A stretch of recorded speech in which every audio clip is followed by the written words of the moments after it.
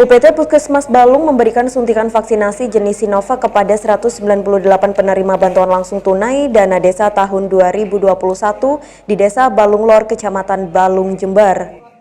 Vaksinasi ini merupakan upaya Pemdes tempat untuk percepatan vaksinasi kepada seluruh masyarakat Desa Balung Lor. Untuk pelaksanaan BLT DD yang ada di Balung Lor, kemarin kita koordinasi dengan pihak Nakes dan juga pihak dari kecamatan bahwa untuk percepatan masalah vaksin ini kami berkomitmen dengan kecamatan dan Polsek dan Ramil juga untuk menyelesaikan masalah vaksin. Setiap masyarakat yang mendapatkan bantuan, baik itu BNT atau dan semuanya termasuk BLT-DD ini diharuskan vaksin dulu baru dibagikan. Dari Balung, Bambang Sugiarto, Jember 1 TV melaporkan. Saat ini puluhan warga asal dua desa yakni Desa Taman Sari dan Desa Gundengan mendatangi kantor Kecamatan Wuluhan. Kedatangan warga ini sebagai bentuk penolakan atas aktifnya kembali kepala desa yang tersandung kasus hukum, yakni masalah penggunaan narkoba jenis sabu-sabu. Puluhan warga menyampaikan aspirasinya ke Muspika Kecamatan Wuluhan agar dua kepala desa yakni Heri Herianto, Kades Glundengan dan Sugianto, Kades Taman Sari diberhentikan dari jabatannya sebagai Kades. Karena sudah terlibat kasus penggunaan sabu-sabu yang saat ini sudah pembacaan tuntutan, di mana masing-masing Kades dituntut 1 tahun penjara dalam persidangan di Pengadilan Negeri Jember. Jika tidak ada tindak lanjut atas penolakan aktifnya kepala desa tersebut, warga akan kembali melakukan demo secara besar-besaran. Ya, untuk masyarakat mendatangi sini, saya sebagai tokoh muda, mereka itu merasa kecewa terhadap seorang kades konsumsi sabu-sabu. Kemauan warga itu, kades yang tersangkut sabu-sabu tidak boleh menjabat jadi kades lagi. Kalau di kecamatan ini kita tidak ditindaklanjuti dengan baik, maka kita akan mengadakan aksi lebih besar ke Pemkab nanti ya. Sementara itu, menurut Slamet Wijoko, Camat Wuluhan, seluruh aspirasi terkait penolakan kepala desa Taman Sari dan Desa Glundengan akan disampaikan kepada Bupati Jember. Ya, kita terima aspirasi dan suara mereka, kita terima, kita catat, kita pikirkan, kita laporkan. Jelas mereka menolak untuk pengaktifan kembali. Apapun putusan pengadilan seperti itu katanya. Tetapi kedua kepala desa ini apakah bisa secara langsung sudah tidak bisa menjabat atau masih bisa? Saya kira itu ada kajiannya nanti. Setelah amar putusan jelas, kemudian ada kajian dan itu domainnya kepala daerah. Dari Wuluhan, Bambang Sugiarto, Jember 1 TV melaporkan. Sekarang Jember ini sudah mencapai ke level 1. Untuk mensukseskan program Satu Desa Satu Data, pemerintah Desa Lojejer Kecamatan Wuluhan Jember terus mendorong Satgas Adminduk Desa dalam membantu pelayanan kepada masyarakat. Tujuan dari program Satu Desa Satu Data tersebut untuk memvalidkan data agar tidak terjadi adanya data adminduk warga yang ganda, dan juga untuk memantau penerima bantuan langsung tunai atau bantuan-bantuan lainnya agar lebih tepat sasaran. Jadi begini, Satu Desa Satu Data menindaklanjuti apa yang merupakan program dari pemerintah, baik pemerintah pusat maupun pemerintah kabupaten, bahwa agar supaya tidak ada carut-marut dalam pendataan, sehingga desa membuat program Satu Desa Satu Data untuk bisa mengetahui secara langsung kepada masyarakat kita, mulai dari tingkat RT, tingkat RW sampai tingkat dusun, sehingga akan ketemu menjadi data yang valid, akurat, dan juga efisien. Dari Wuluhan, Bambang Sugiarto, Jember 1 TV melaporkan.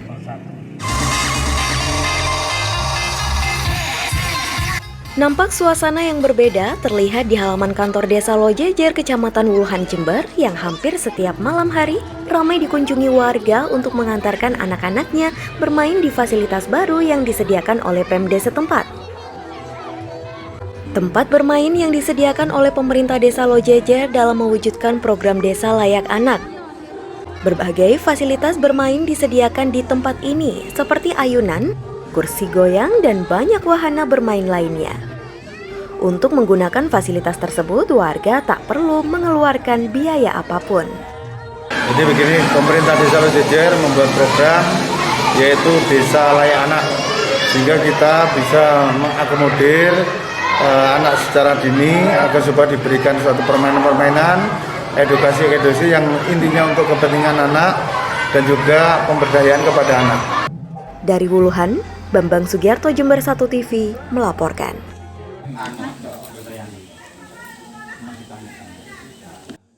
Kasus dugaan pungli pendaftaran tanah sistematis lengkap atau PTSL yang diduga dilakukan secara berjamaah mulai dari tingkat RT hingga Kades di salah satu desa di Kecamatan Gumukmas terus menjadi sorotan dari berbagai pihak, termasuk camat dan tokoh masyarakat setempat.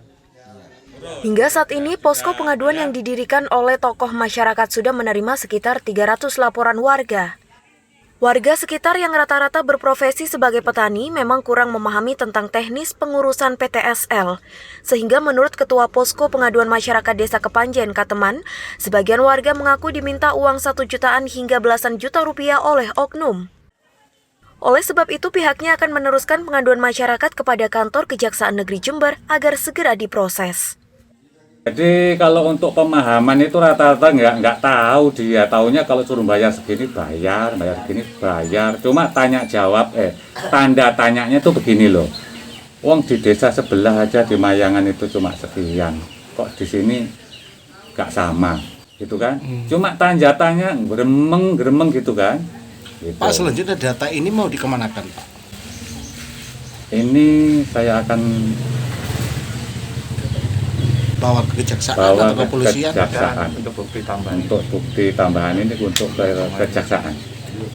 Sementara itu, Camat Gumukmas Bobi Arisandi sangat menyayangkan kasus dugaan pungli yang dilakukan secara berjamaah. Dirinya menyampaikan terima kasih kepada warga yang telah membuat posko pengaduan. Pihaknya sudah memanggil Kepala Desa Kepanjen terkait dugaan tersebut.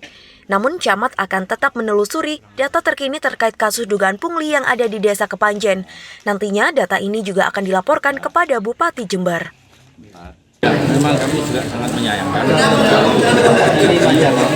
saya juga sampaikan terima kasih kepada teman-teman dari pengaduan. Akhirnya di sana akan ketahuan apa itu bagaimana. Toh juga awalnya itu bagaimana terkait dengan sampai muncul harga yang bisa ketentuan. Sekarang ada sosialisasi baik dari pihak BPN dan desa sekaligus Pokmas menyampaikan besaran nominal ini. Nah, ini kenapa bisa terjadi ini? Ada miss apa di sana? Saya yakin ini ada yang kurang pas. Dan apa yang dilakukan oleh masyarakat terkait dengan posko pengaduan, kami sangat terima kasih semuanya agar yang benar-benar tidak merugikan masyarakat. Sampai detik ini informasinya sudah ada 300 orang yang sudah ke posko pengaduan, dan apakah Pak Kades selama ini belum dipanggil oleh pihak kecamatan sendiri, Pak? Sudah sempat komunikasi dengan kami, masih melakukan tahapan-tahapan untuk penyelesaiannya dan sudah diselesaikan. Saya minta data hari ini, saya minta datanya untuk apa yang sudah melakukan sekarang. Dari Gumukmas, Sugito, Jember 1 TV melaporkan.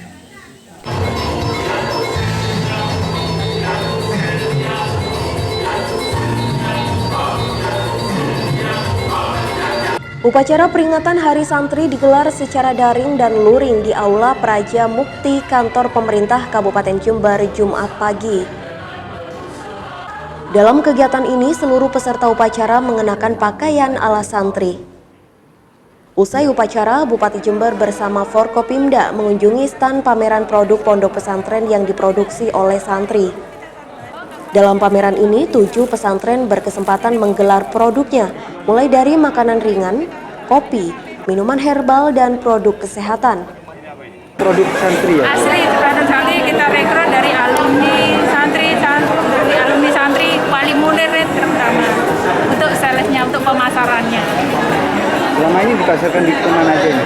Kan kita kerjasama dari online, kita di sekolah juga ada standnya juga, jadi kerjasama dari Gojek juga kita kerjasama, terutama wali murid, wali santri. Pemerintah Kabupaten Jember akan mendukung peran pesantren dengan melibatkan santri dalam pelatihan kerja, sehingga setelah lulus para santri dapat mengamalkan ilmunya dan juga berwirausaha. Dan juga kita juga akan memberdayakan santri.